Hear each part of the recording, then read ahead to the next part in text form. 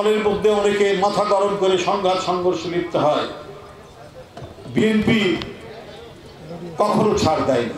বিক্ষোভের সামনে একটি হৃদয় বিদারক ঘটনা ঘটেছে এবং এই ঘটনায় যে সত্য যে বিষয়টি, এই বিষয়টি উদ্ঘাটন করার দায়িত্ব হচ্ছে প্রশাসনের, আইন শৃঙ্খলা বাহিনী।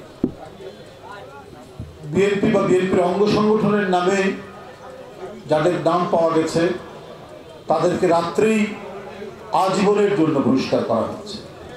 আমি শুধু একটু বলে, বিএনপি একটা বৃহৎ পরিবার।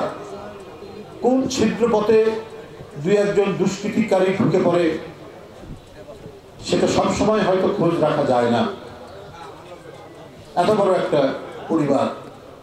কিন্তু দুষ্কৃতিকারীরা যাতে কোনোভাবেই যদি তাকে চিহ্নিত করা যায় তাহলে তাকে তার বিরুদ্ধে ব্যবস্থা নিতে, দল থেকে বহিষ্কার করতে কখনোই কার্পণ্য করেনি দল এবং দলের নেতা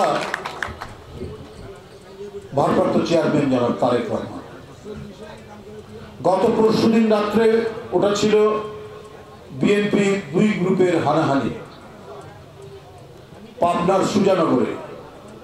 এক রাত্রেই রাত 1:30টার সময় আমরা বহিষ্কার করেছি প্রায় 11-12 জন মানুষ। কারণ এই বিএনপিটা তৈরি হয়েছিল এমন এক দুর্যোগময় মুহূর্তে বলবো।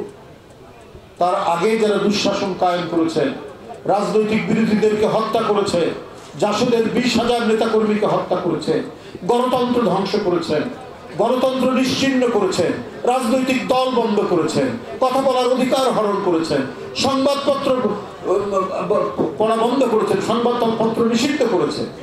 কে? এই যে গত 16 বছর যিনি ক্ষমতায় ছিলেন হাসিনা, আরেক ভয়াবহ রক্ত পিপাসু একজন মানুষ, তার পিতা শেখ মুজিবুর রহমান 72 থেকে 75।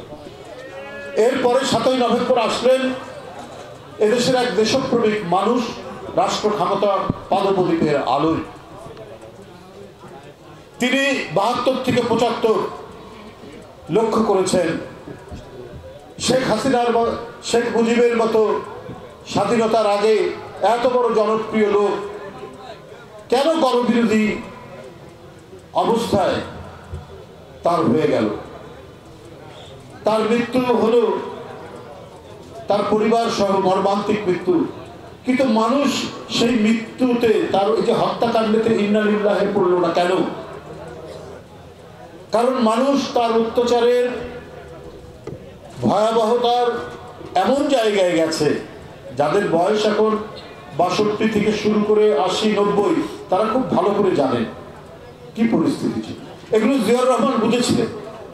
তাই সুশাসন প্রতিষ্ঠিত করতে হলে সমাজে কোনো দুষ্কৃতিকারী এবং দলের মধ্যে যদি কোনো সন্ত্রাসী থাকে তাহলে তার বিরুদ্ধে ব্যবস্থা নিতে হবে।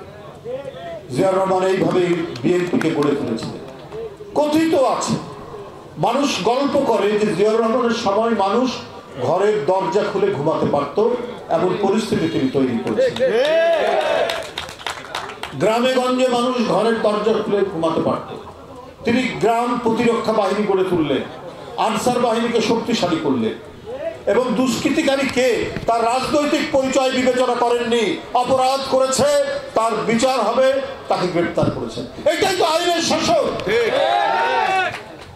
এই আইনের শাসন ঐতিহ্য হচ্ছে বিএনপি। দলের মধ্যে অনেকে মাথা গরম করে সংঘাত সংঘর্ষে লিপ্ত হয়। বিএনপি কখনো ছাড় দেয়নি।